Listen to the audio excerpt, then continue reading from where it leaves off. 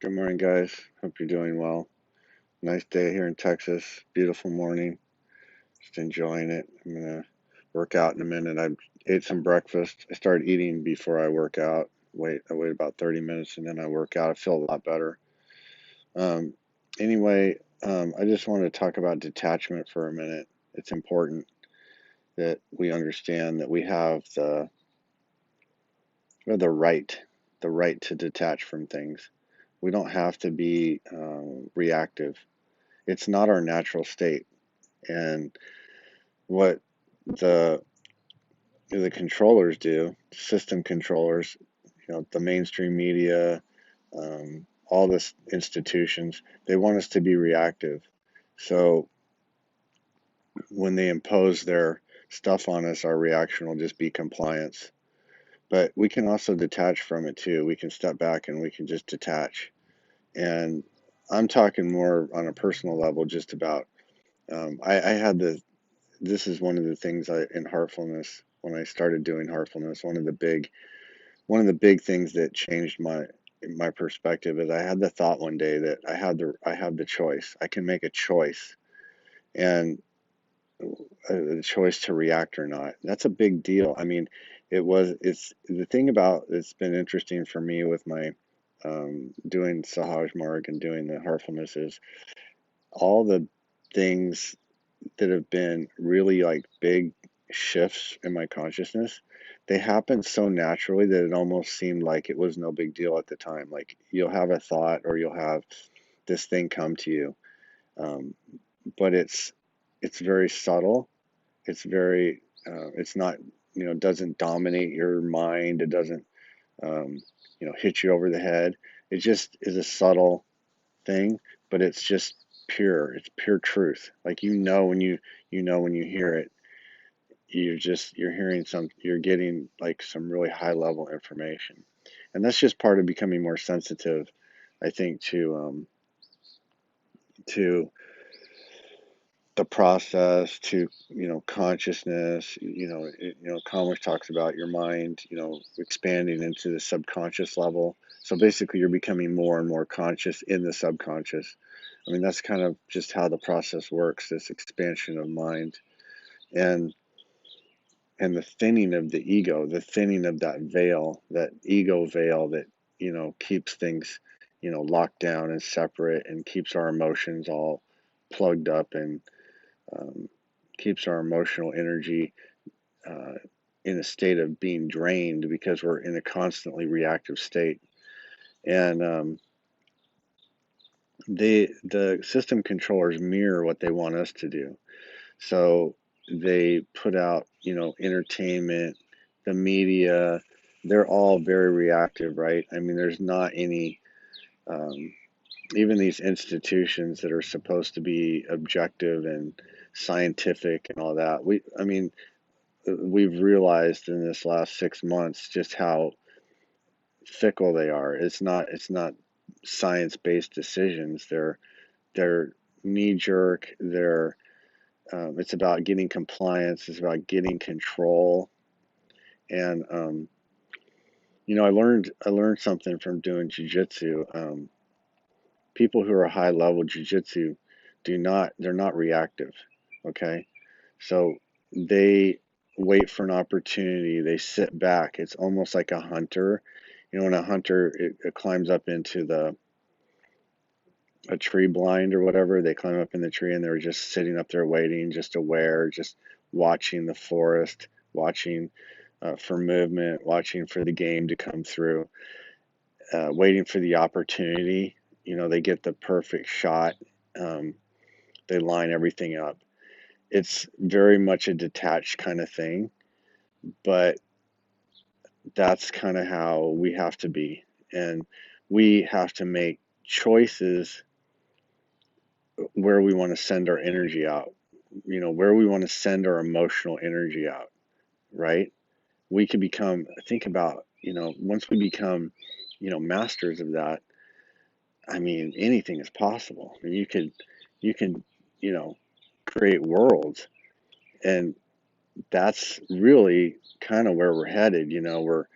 We're being groomed and trained to right now we're being, I think these, star seeds, people who are basically sent here with the mission of raising the consciousness of the planet. I mean, there is no higher level, and I think that's why a lot of these star seeds don't really feel like they fit in, because they don't. This isn't our home base. This is a place where we were sent to hold a vibration.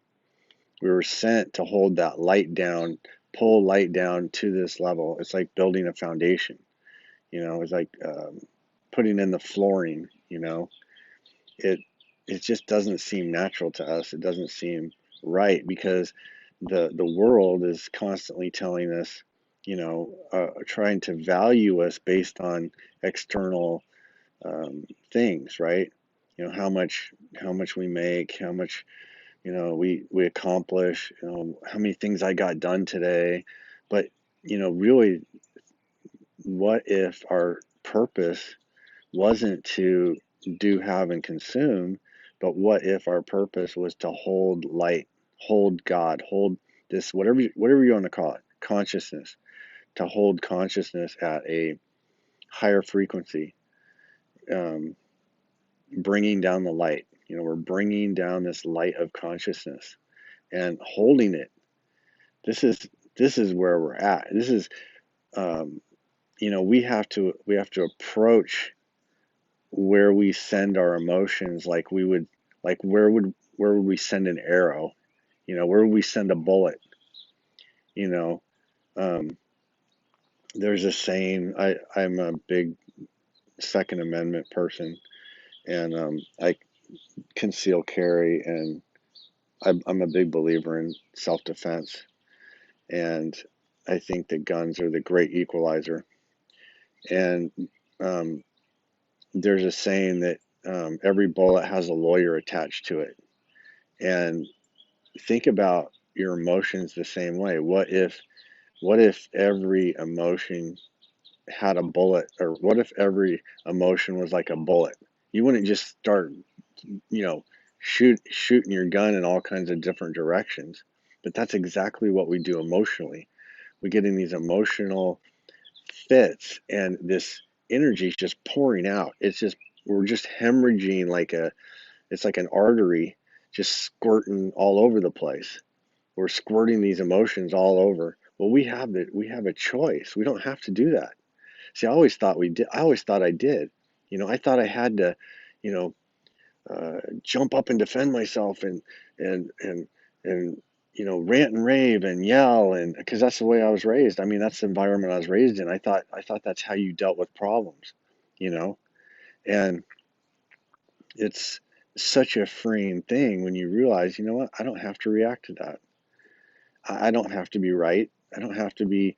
Um, I don't have to have the last word. I can just let it be. Now, this doesn't mean you don't defend yourself. Okay, that's not what I'm saying. You can still defend yourself, but actually, you can defend yourself like a jujitsu black belt. You can wait for your opportunity. You can measure your tone, your words. You can measure your power. You can put yourself in a safe position. I mean, there's so much in jujitsu that applies to the spiritual path. It's really amazing. But self-control, you know, emotional control, all these things come from us basically cleaning off the window. You can start to see finally, oh my God, uh, I can see what's going on out there, and I can make clear judgments now. And this is the purpose of meditation, really, is to open us to these more subtle levels so we can see more clearly. We can rise above and see, oh yeah, this path leads down this way. I don't want to go that way. And maybe we just feel it, maybe we just feel it intuitively at the beginning, but um, later, when we really connect to that, I mean, we can live our life like that, just um, it, it's a process, though. It doesn't happen immediately, and especially when you've been basically doing things wrong. It's kind of like when you've learned to do something wrong, it's almost harder than if you would have just learned it right the first time. You have to actually unlearn the way you were doing it. You have to become very aware of your breathing and your body and the tension in your body and on all these things. And that's why meditation is so powerful. And that's where the cleaning process is so powerful, because to me, the cleaning process is very similar. You don't have to attach yourself to the outgoing um, the outgoing things, right? When you're doing cleaning, you're just letting it. You're you're practicing basically detachment. You're detaching and letting that stuff just float away, just letting it effortlessly drift off of you. And that's a big difference than, you know, that's a big difference than, trying real hard and making yourself suffer and, you know, doing all these austerities to purify your system and clean yourself. There's ego attached to that too. That's a big spiritual trap, right? I mean, a lot of these people who are doing all this, you know, purification and all that, they're the most annoying people of all, because they really feel like, oh man, I'm really special. I've really done hard work, to get to where I'm at. And and they expect everyone else to do the same thing. So they're really insufferable. But anyway, just a thought. Hope you all have a good day.